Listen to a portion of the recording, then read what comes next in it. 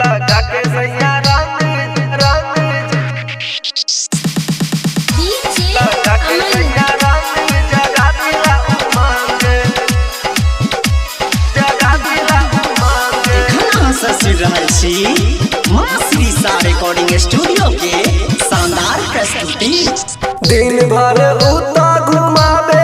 संग दिन भर उता अच्छा दिन भर उता घुमावे संग दिन भर उता घुमावे संग लगा के सैया रंग जगा दिला उमंग लगा के सैया रंग जगा दिला उमंग। दिन भर उता घुमावे संग दिन भर उता दिन भर उता घुमावे संग दिन भर उता घुमावे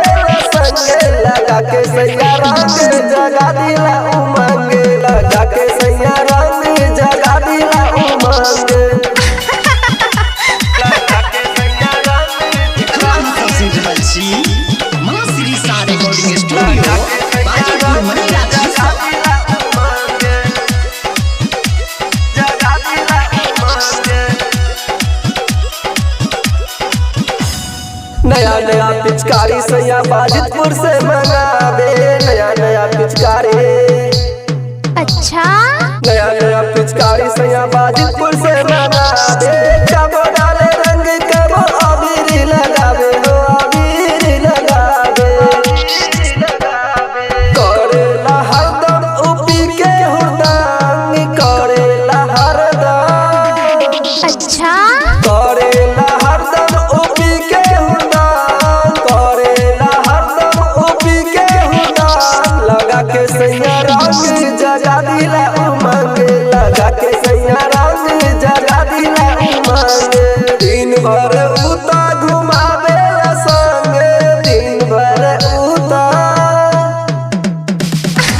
लगा के सैया रंग एखन ससुर रहल छी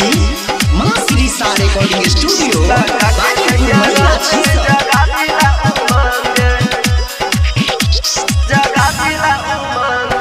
राज से रंगीला संग प्रेमी संतोष के राज से रंगीला संग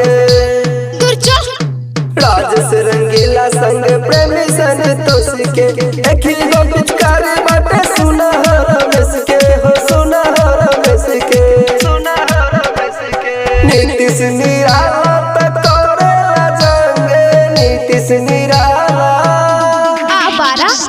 नीतीश निराला तक करेला जंग सुनील सवरिया तक करेला जंग लगा के सैया रंग जगा दिला उमंग लगा के सैया रंग जगा दिला उमंग। दिन भर उता